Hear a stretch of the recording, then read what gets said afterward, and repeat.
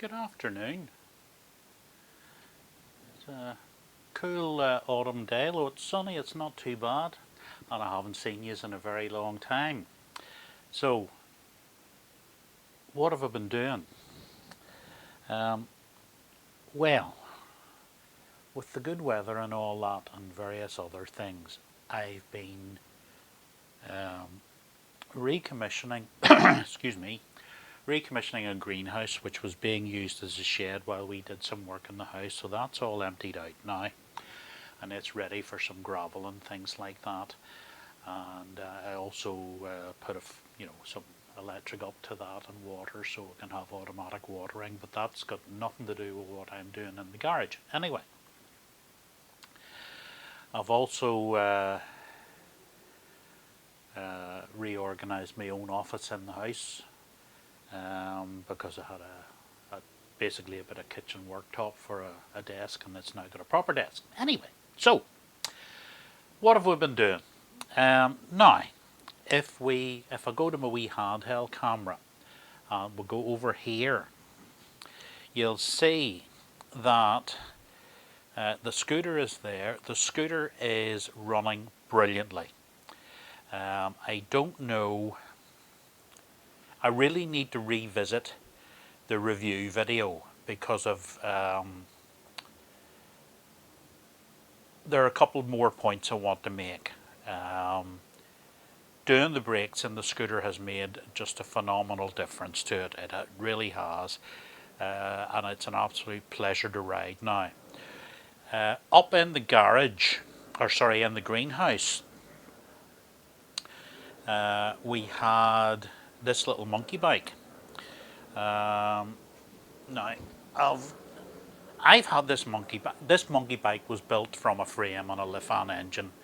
I bought a frame off 00 Racing, and I had all the electrics I had, various other bits I had, blah blah blah blah. Right now, I can't really get in there, but I was in the process of converting this to fuel injection, and if I get in here, you'll see there is the throttle body and the air filter and what have you, and you'll see that the throttle body, the injector, is exactly where the fuel tap wants to be. And I got as far as doing that maybe 3 years ago maybe, and then we had to do some maintenance on the house. We had a boiler failed, blah blah blah. Anyway, you're not interested in that. So at some point we'll get on to that. This is currently parked. Now, it's not its fault. I'm perfectly happy with where I am in the taking this apart and all that. I'll come around here so you're not looking at sunlight. It's all there. And if I go back to, we'll just go back here, and I'll get front of my main camera here. The reason that the wee diesel stationary engine or generator, whatever way you want to look at it, has been parked is behind me. There. Now, that's a small CNC lathe that I have acquired. I'll come around the other side. There, I can pose. This blah blah blah blah blah. Picked this up on a couple of nights ago. It's a heavy bugger. Fortunately, the bike table that it's on has wheels on it, so I was able to raise that up to the back of the car, slide it out of the back of the car and onto this table. This has been sitting for probably about 3 years. There is a pat test sticker on it. If I bring this here, you'll be able to hopefully see it. There's a pat test sticker there. which is November 22. Now, whether that's when it was last used, and certainly when it was last tested, it's been sitting somewhere, I'm not going to say wet, I'm going to say moist or humid or damp. I'll lift this up here now again, and we'll give you a closer look. Now you straighten up camera, there you go, thank you. This lifts up, and I'll lift that up in a wee minute. There's the control panel. I will actually turn it round and show you the back side in a moment or two as well. Now, if we lift this up and we have a wee look at the bed, you'll see that there's some surface rust on it. Now, I've had a look at the surface rust, and it is literally surface rust. So it needs just a good clean. One of the less abrasive Scotch-Brites and some WD-40 will bring everything up with it well as well. The chuck's rusty, the bed's rusty, the cross slide's rusty. Not so much worried about the cross slide because it's mostly static all the time. This does, where's my wee sliders thingy we do for angle?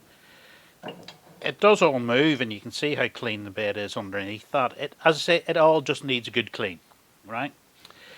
It's a CNC lathe, so there's, apart from on the tailstock, there's no hand wheels.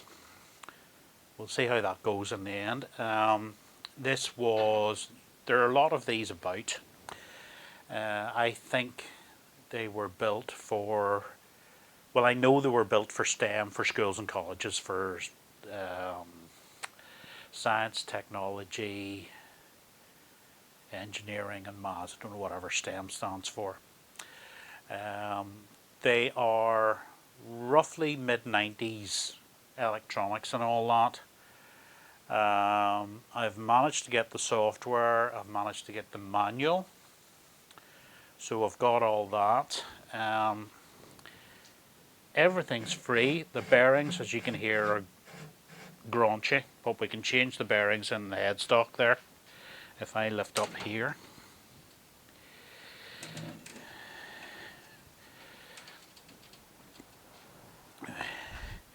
we have our spindle motor with a slight step down in gearing.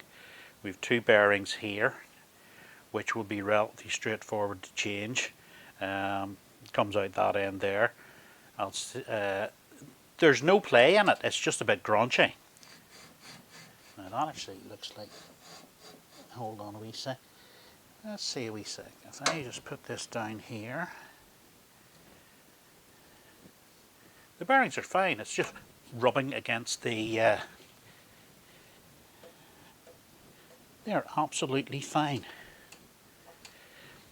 So the chuck is rubbing against this panel here, so that's good. So we can grease here, we can grease here. There's another wee grease nipple there. This is tight moving this way, backwards and forwards, but it does move again. The tool thingy-me-what's-it, tool holder, needs a good clean. They look like, I would say that's 12mm tool, and possibly an 8mm, 8 or 10mm chuck key needed. If you look in here, so there is my limit switch for moving this way and back this way. There's another one there for this, going in and out. So everything's there. I've had a look at the back. I know of one problem which I'll talk to you about in a moment. So what I'll do is I'm going to put the cameras down, turn this round, which will take me a couple of minutes because this thing is bloody heavy, and we'll have a look at the other side. So bear with me. Fade. And fade back in again. So we've got the other side opened up now, so you'll not be able to see the, well, you can't see the control panel there. Control panel's all in here, wiring, blah blah blah. Everything looks reasonably good in here. I'll bring you up with my little camera. So over this end we have this is our serial in, this is our processor. Haven't completely worked out what's what there. There's obviously position for another channel here which isn't there. This can also have an automatic tool head, tool post, and coolant, which it doesn't, which isn't in it, and I would thought that would go there. We have two channels here for the steppers, forward reverse. So that's the stepper motors. We have power here. There's all my relays and things for bringing in and out power. A very good quality toroidal transformer. And we have a hole here. Now this is for the spindle motor driver, and there's a problem with the spindle motor driver. However, I'm hoping it's not a big problem. So we'll go back up to my bench, and here we have the spindle motor driver. So everything looks, as you can see, in fairly good condition. We have logic goes on this side. We have mains in and out going to the stepper motor driver, or the spindle motor driver. Fuse, transformer. This gives us, I think, 19 volts AC, which is then rectified down to 12 DC. Okay, on the board, if you can see there, we have 0 volts, 12 volt, plus and minus 12 volts topping points there, so I can test all that. Anyway, the problem with this board is, if we look at the side, you'll see that the transformer, which is this bit here, has got dislodged. Now if I get a little thing that I can use to point at things, which lives over here, there we go. I'll have to position this just right so as you can see it. Now you'll see there's a broken wire there. There's also a broken wire there. So that one is on the post, or on the solder pin. This one has broken on the transformer. But these wires fold in from underneath here. You'll see in the top, see these wee channels? They're the same underneath. So I'm hoping I can find enough wire to rejoin those. Now on the back as well,